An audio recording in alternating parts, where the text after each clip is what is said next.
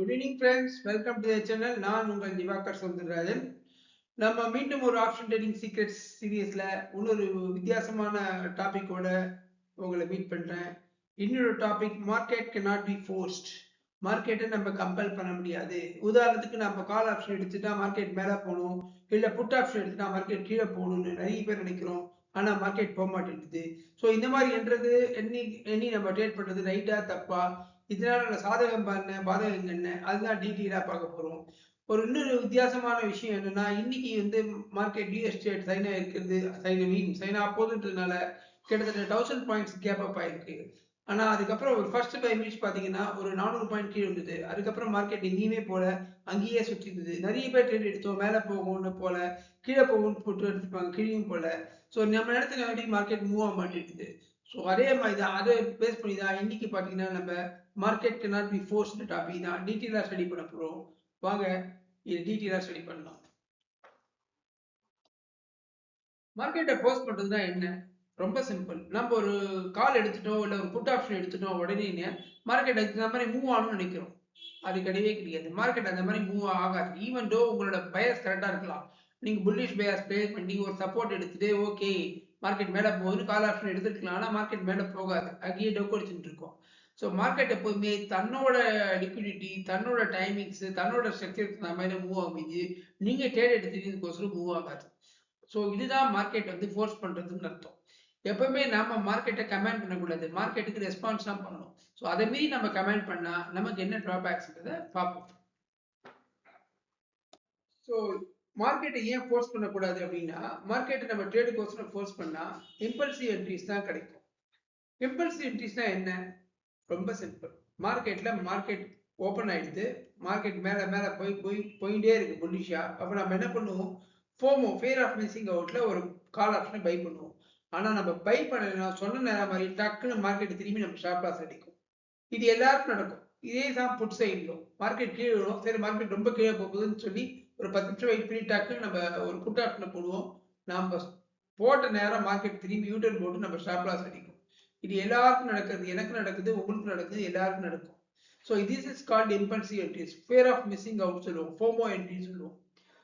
Sometimes நம்ம ஒரு loss ஆயிருப்போம், loss book பண்ணிருப்போம். ஆனா மனசே இல்லாம லாஸ் புக் பண்ணல, நம்மளால ட்ரேடை க்ளோஸ் பண்ணிட்டு ஓகே இன்னைக்கு லாஸ் ஆயிடுச்சு, today is not for me அப்படின்னு சொல்லி விட மாட்டோம். இந்த லாஸ் எப்படியாவது கவர் அப் பண்ணி இன்னைக்கு கிரீன்ல க்ளோஸ் பண்ணணும்னு சொல்லி இன்னொரு ட்ரேட் எடுப்போம், ரிவெஞ்ச் ட்ரேட். ஸோ இதுவும் இம்பல்சிவ் என்ட்ரிஸ். இதெல்லாம் ரொம்ப ஈஸியா நடக்குது எல்லாருக்கும். ஏன்னா ட்ரேடே கிடைக்காத போது நீங்களா போய் ட்ரேடை எடுக்கிறது, உங்களுக்கு நீங்களே ஆப்பர்ச்சுனிட்டியை கிரியேட் பண்ணிக்கிறது. அடுத்தது இன்னொரு மேட்டர் பார்த்தீங்கன்னா, மார்க்கெட் கன்சல்டேஷன்ல போயிட்டு இருக்கும், இல்ல அக்யூமுலேஷன் ஸ்டைல்ல போயிட்டு இருக்கும். ஃபார் எக்ஸாம்பிள் இன்னைக்கே பாத்தீங்கன்னா ஒரு 1000 பாயிண்ட் கேப் அப்ல போச்சு. அதுக்கப்புறம் ஃபர்ஸ்ட் கேண்டிலே ஒரு 400 பாயிண்ட் கீழே இறங்கிடுது. ஆனா அதுக்கப்புறம் மார்க்கெட் கீழே இறங்கல, மேலேயும் போல. எவ்வளவு பேர் ட்ரை பண்ணோம் மேல போகுது இல்ல கீழே வரப்போகுது, ஆனா எங்கேயும் போகாம ஒரு மினி கன்சல்டேஷன்ல அப்படியே போயிட்டு. நம்ம ஆப்ஷன் பைனாலே நமக்கு நாம எதிர்பார்த்த டைரக்ஷன்ல மார்க்கெட் மூவ் ஆகணும், இன்னும் சீக்கிரம் மூவ் ஆகும். ஆனா சம்டைம்ஸ் கன்சல்டேஷன்ல மார்க்கெட் மூவ் ஆகாது, பிரீமியம் மெல்ட் ஆயிடும். இது எதனால வருதுன்னா, நம்ம ட்ரேடே கிடைக்காம நம்ம ஃபோர்ஸ் பண்ணி எடுக்கிறது.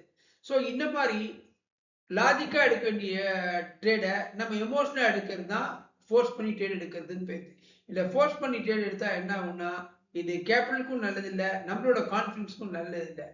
ஆனா இந்த மாதிரி சுச்சுவேஷனை எப்படி ப்ரொஃபஷனல் ட்ரேடர்ஸ் ஹேண்டில் பண்ணுவாங்கன்றத பார்க்கலாம் வாங்க.